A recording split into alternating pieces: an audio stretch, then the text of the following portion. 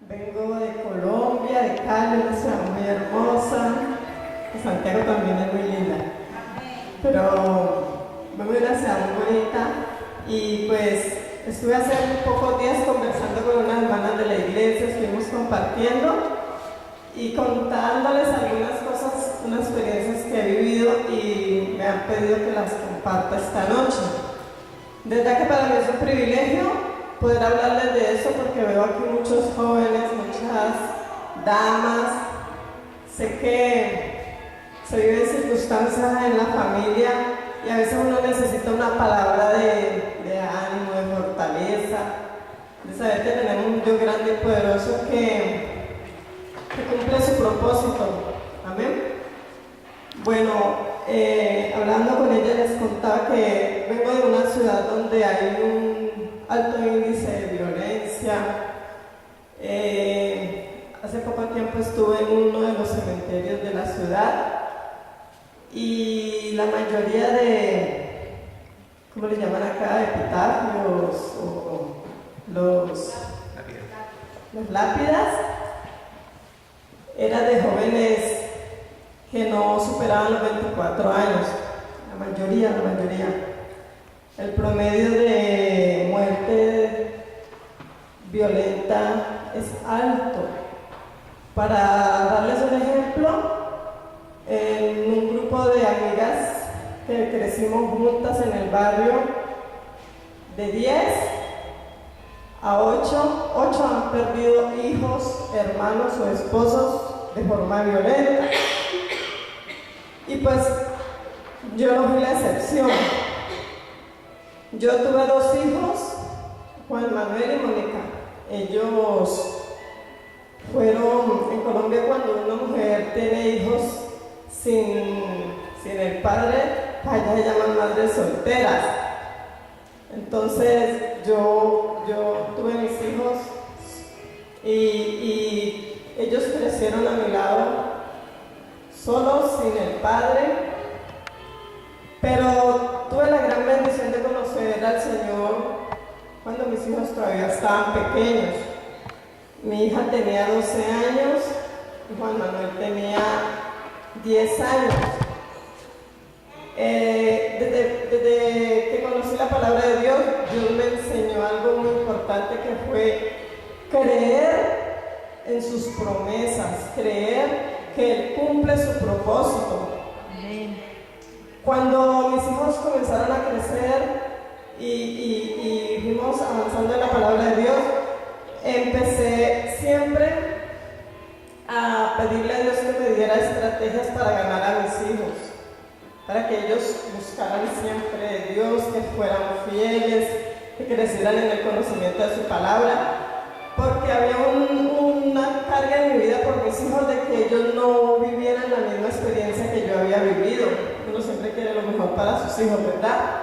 Amén. Resulta que Dios me dio estrategias y una de esas era declarar siempre las promesas sobre la vida de ellos, y yo les escribía en un cuadernito promesas y les decía, porque ellos eran como así por allá con la palabra de Dios, pero yo buscaba la forma de acercarme a ellos.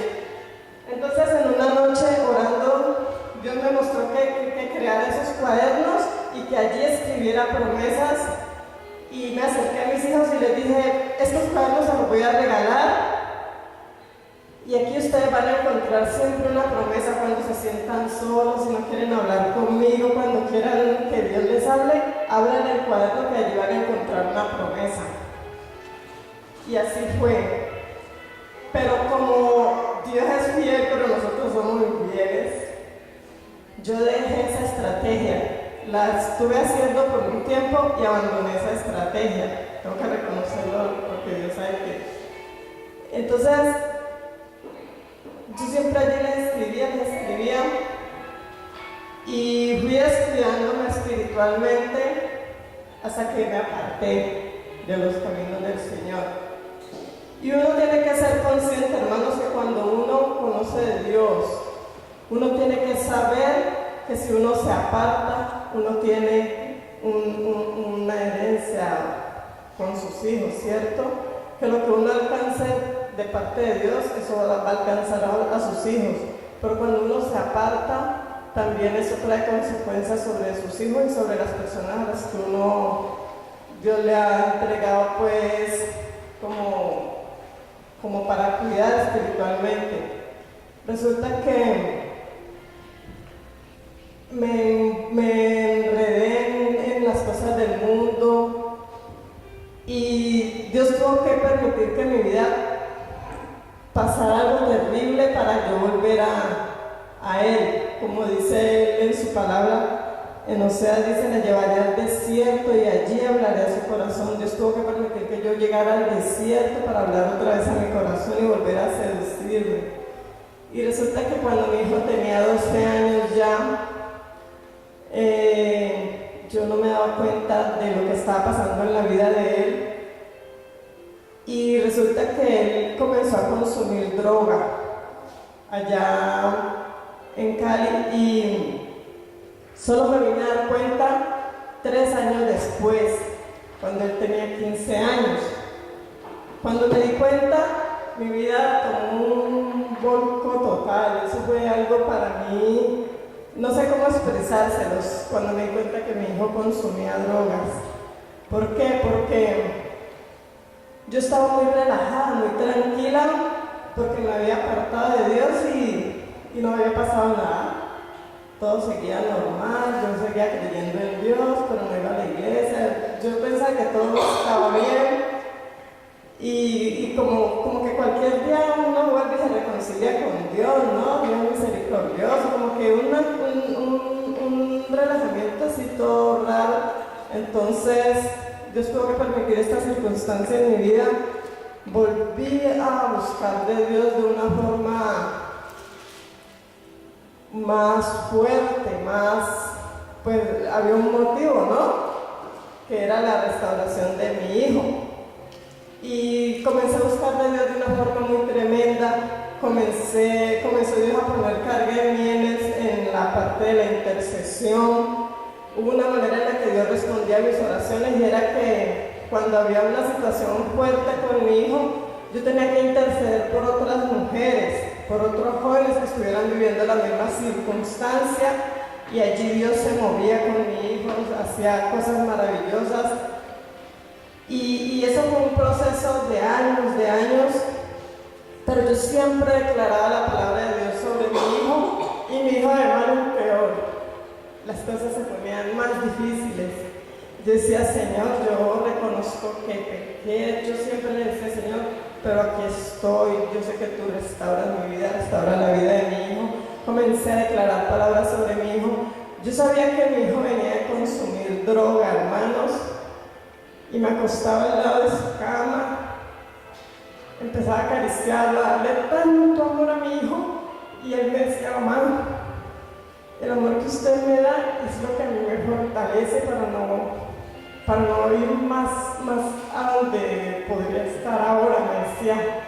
Me decía: yo en este momento podría tener plata, pero ¿sabe por qué no la tengo, mamá? Porque para yo tener plata pongo en riesgo su vida, la vida de mi hermana y la vida de mi abuela, porque siempre vivimos juntos, mi mamá, mi hija, él y yo.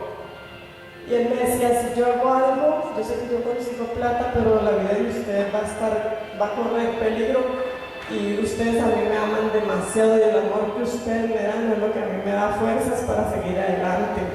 Y él empezó a luchar, estuvo en centros de rehabilitación, él intentó buscar de Dios nuevamente, pero el consumo de droga había cogido mucha ventaja en la vida de mi hijo. Mi hija, ella era una muchacha tranquila, muy juiciosa, entonces yo con ella era como tranquila. Yo estaba muy preocupada por el joven, que era el que estaba en la situación esta. Entonces fuimos creando como un cerco alrededor de mi hijo, mi hija, mi mamá y yo, y las personas que nos acompañaban en la iglesia. Había mucha intercesión, no solo por mi hijo, sino por las diferentes circunstancias de las familias de la iglesia. Pero entonces siempre fue declarando la palabra. mi hijo llegaba de consumir droga y muchas veces la gente me decía, ¿dónde está tu hijo? Y yo sabía que mi hijo estaba en sitios tremendos, en sitios peligrosos, corriendo riesgo su vida. Y yo decía, Juan Manuel, yo creo que vuelve mañana. ¿Y eso dónde está? Le dije, él anda de misionero, está en un pueblo, no recuerdo el nombre, o les decía cualquier nombre, están evangelizando jóvenes, está ganando almas, y mis amigas se reían, se burlaban de mí, decían, Ana se está enloqueciendo, me decían, y yo igual declaraba esa palabra. Ahorita veía allí, y yo me acuerdo que también una de las estrategias que Dios me dio fue que les escribiera las promesas donde ellos la vieran. Y a mi hija le hice una cartelera un poquito más pequeña. Con eso fue orando. Y Dios me daba los versos bíblicos, las promesas, y se las escribí allí. Y le puse Mónica y todo, y los textos, y a Juan Manuel le hice su cartelera también. Y yo decía, esta palabra se va a cumplir en la vida de mis hijos, se va a cumplir, y yo voy a ver a mis hijos así. Yo decía, Juan Manuel va a ser un ministro de alabanza, va a ser un predicador, él anda en las misiones, él está ganando jóvenes, él está ganando los drogaditos, los sicarios. Yo declaraba todo eso, hermanos. Y mi hijo seguía de mal en peor, de para abajo. Y yo decía, de para arriba. Yo decía, mi hijo está en victoria. Él llegaba a la casa afligido y me decía, mamá, no puedo más. Estoy muy duro. Pero yo amo a Dios, me decía. Yo amo a Dios y yo no quiero perder mi alma.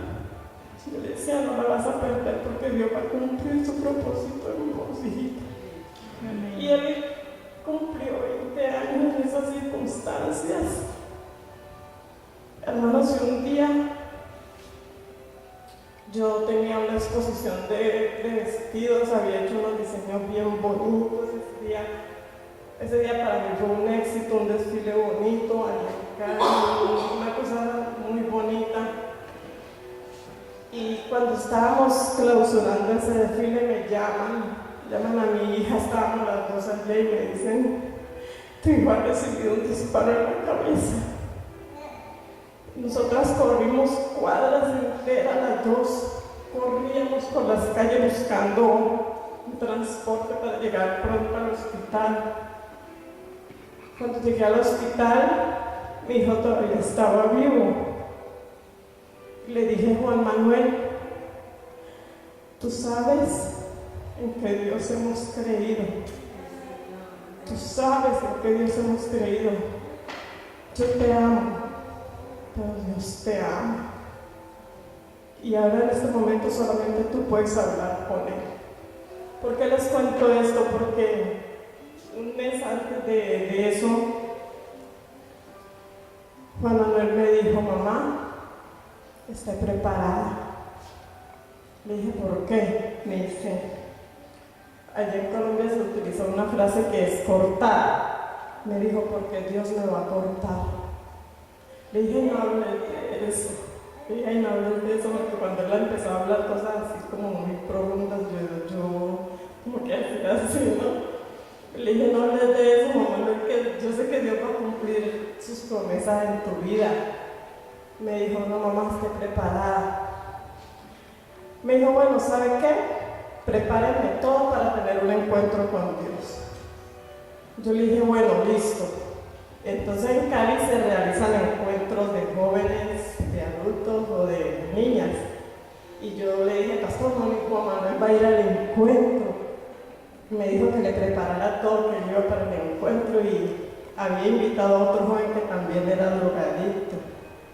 Entonces, él tenía la costumbre de que siempre llevaba a la casa personas que eran sicarios, adictos a las drogas. Yo le decía, Juan Manuel, no traigas a ese muchacho a la casa. Vos sabes que es un peligro, sea como sea, está Mónica, hay mucho riesgo. Él me decía, mamá, yo los traigo por una sola razón. Déjalo quedar esta nochecita nomás. por la mañana apenas se despierte, háblele de Dios. Y él me decía eso, me decía, tenga la confianza que ellos aquí no va a pasar nada. Yo los traigo es para que usted les hable de Dios. Y decía, bueno, llevó un muchacho, o dos, mejor dicho, que yo creo que eran los como un decir, ¿no? Los peorcitos que me podía presentar mi hija en ese sentido. Ellos eran terribles, eran sicarios que mataban por 100,000 pesos. Y yo decía, no, Señor, esto está en tus manos.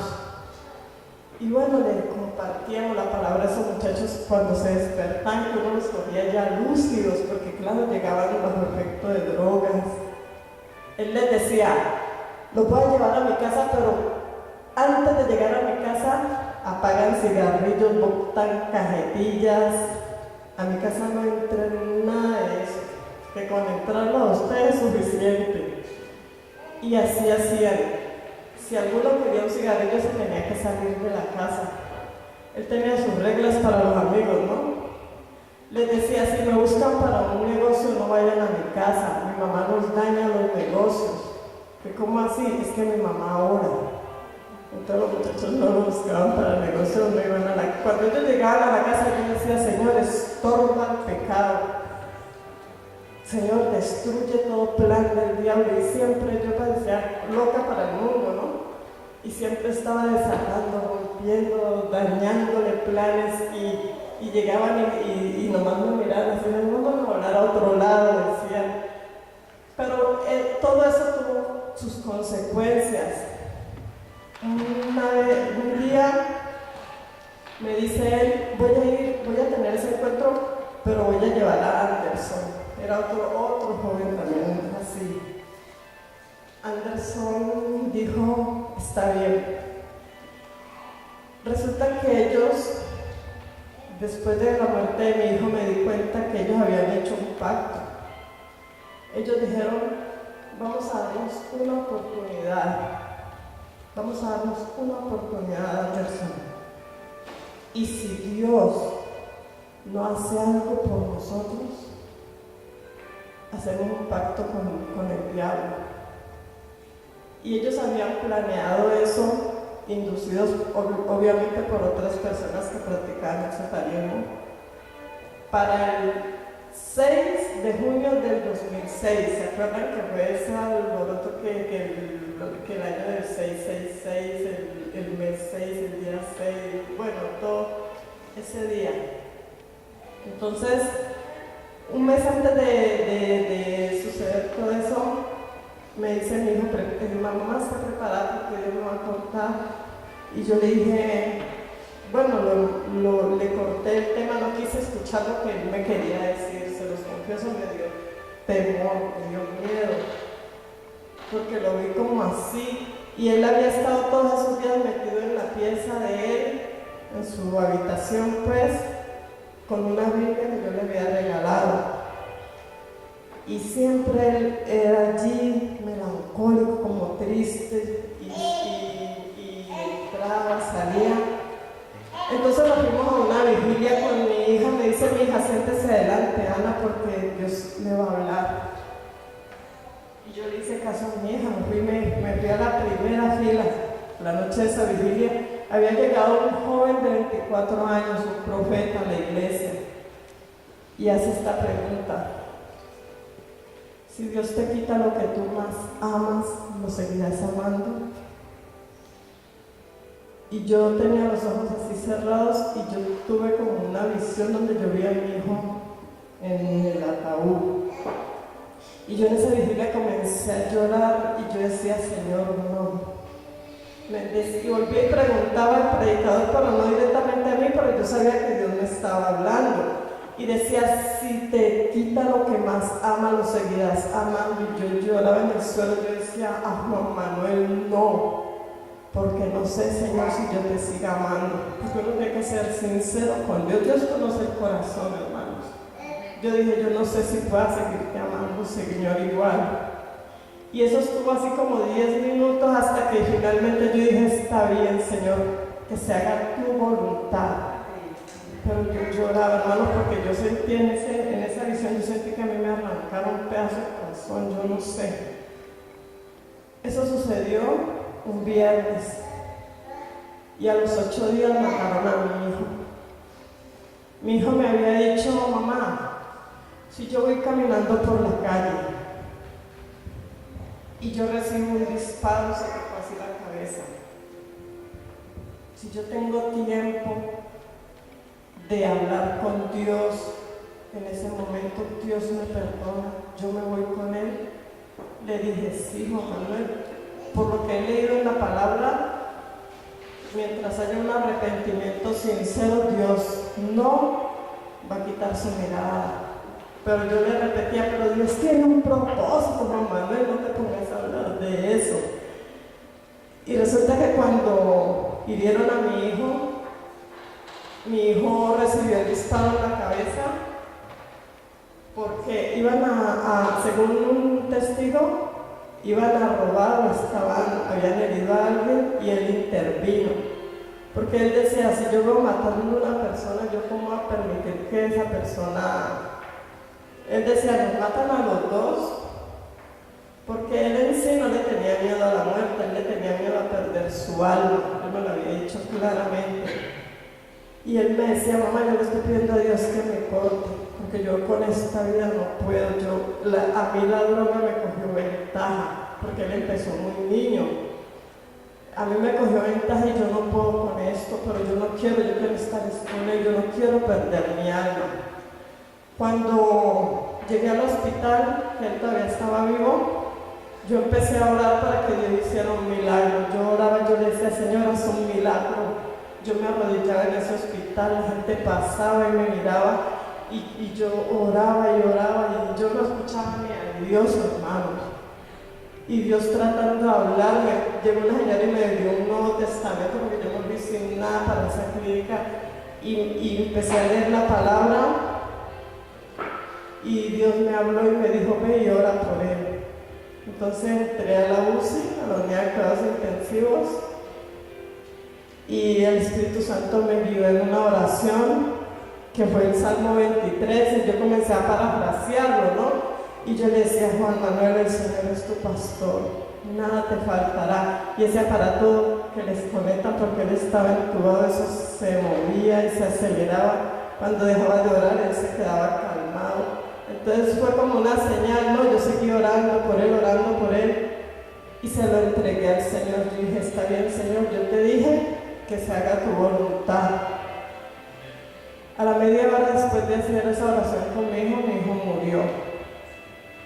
Cuando salió el médico, bueno, ellos me sacaron. Cuando el médico salió, hermanos, mi hermana, mi hija estaban afuera, y yo salí como una loca gritando. Pero ¿saben qué gritaba, hermanos? Yo decía: Rosario, Dios me dejó avergonzada. Yo grité eso, hermanos. ¿Por qué grité eso? Porque yo siempre declaraba lo que yo quería que mi hijo fuera, mas yo no contaba con los planes de Dios. Yo decía: mi hijo tiene que ser líder de alabanza. Bueno, yo le pinté el panorama a Dios: Señor, haga esto con mi hijo. Y yo decía siempre: Dios no deja avergonzados a sus hijos. Porque entonces todos los que yo les decía: él anda predicando, anda de líder, de ministro, de misionero, se van a burlar. Y vos me decías que Dios, que tu hijo, Dios lo salvaba, lo sacaba de las drogas. Todo eso me dio vueltas en un segundo en mi cabeza. Y cuando salí gritando, Dios me dejó avergonzada. Mi hermana me sacudió y me dijo: eso no lo repita. Y fue que me calmé. Pero saben, hermano, Dios no me dejó avergonzar. Dios no me dejó avergonzar. Porque después Dios comenzó a moverse en la vida de nosotros de una manera tan hermosa. Cuando Dios me empezó a mostrar la salvación de mi hijo, Dios hizo que el joven que había estado con él en esos planes locos llegara a mi casa un día. Antes de eso llegó una hermana de la iglesia y me dijo: Ana, tu hijo ha sido salvo. lo siento porque Dios me mostró en oración, porque mi hermana, nosotras intercedíamos juntas, salíamos a predicarle a los jóvenes drogadictos. En Colombia utilizan, acá no sé cómo le llaman, allá le llaman el cacho de marihuana. Es un cigarrillo que ellos mismos hacen con la hierba. Entonces nosotras comprábamos cigarrillos de dulce. Ella venden unos cigarrillitos de dulce como este grande. Y los envolvíamos similar a los cachos de marihuana. Y llegábamos y le envolvíamos una promesa bíblica y los envolvíamos en papel igualito a un cachito que esos muchachos consumían, y se los llevábamos y ellos decían, uy, evangélica, y evangélica nos decía, porque pensaban que le estábamos dando droga. Cuando lo abrían, eso era un impacto para ellos muy fuerte, porque decían que nunca habían recibido algo así. Y se comían el dulce, pues, y leían la promesa, les compartíamos la palabra. Y cuando sucedió esto, yo decía, toda esa gente que yo le predicaba y les hablaba, se van a burlar, van a decir, esa no era la que decía que el Hijo, Dios iba a hacer esto y lo otro. Pero resulta que después, esta hermana que les digo, ella estuvo orando y Dios le dijo a ella, dile a Ana que esta semana le voy a confirmar que Juan Manuel tuvo que morir para que no perdiera su alma, porque si lo dejo, pierde su alma. Y yo dije, yo estaba pero dura con el Señor, el corazón se me había endurecido de una manera horrible. Y yo le dije a ella, sí, bueno, gracias, muy bonita palabra, le dije. Y a la semana llegó el muchacho que les dijo, me dijo, doña Ana, yo necesito decirle algo. Juan Manuel está con el Señor y no es un muchacho cristiano. Le dije, ¿por qué? Me dijo, porque es que si Dios no se lleva a Juan Manuel, ahí fue que me di cuenta, porque el muchacho me lo confesó, me dijo, Juan Manuel iba a hacer un pacto con Satanás junto conmigo, porque él decía que él quería que Dios hiciera algo y Dios no había hecho nada todavía con él. Entonces que Dios se lo llevara, o él decidía qué hacía acá con el rumbo de su vida. Esa palabra me dio ese muchacho. Y como a los 2 días me llegó un mensaje de Estados Unidos, una encomienda de una hermana mía que no me quería, no era dura conmigo, me rechazaba. Y me envié ese paquete y cuando lo destapé era un cristal hermoso, y traía plasmado el Salmo 23, el mismo que yo había hecho la oración con mi hijo ese día que mi hijo estaba muriendo. Entonces fueron 2 cosas que me empezaron a dar confirmación de lo que Dios había hecho con Juan Manuel. Empecé yo a aceptar la muerte recién de mi hijo. Resulta que luego de eso yo no volví a saber de los muchachos que andaban con mi hijo. Cuando llegué una tarde de trabajar, me recibe el que era más, allá les dicen gatilleros, el que era más gatillero. Digo, Efraín, me dice, Dios le bendiga, hermana Ana. Y yo me quedé, le dije, hermana Ana, me dice, sí, doña Ana, acepté al Señor Jesús. Estoy trabajando en la iglesia con jóvenes, estamos predicando. Hacía 6 meses había muerto mi hijo. Y me dice, vine porque necesito que me ayude a encontrar al otro que era también con él, que les conté al principio. Y fuimos a un barrio donde el muchacho estaba escondido, porque yo ya no podía salir ni de esa casa. Fuimos, lo buscamos, dijo, me lo llevo ya mismo. Se lo llevó, le dio ropa, lo transformó y le presentó a Jesús.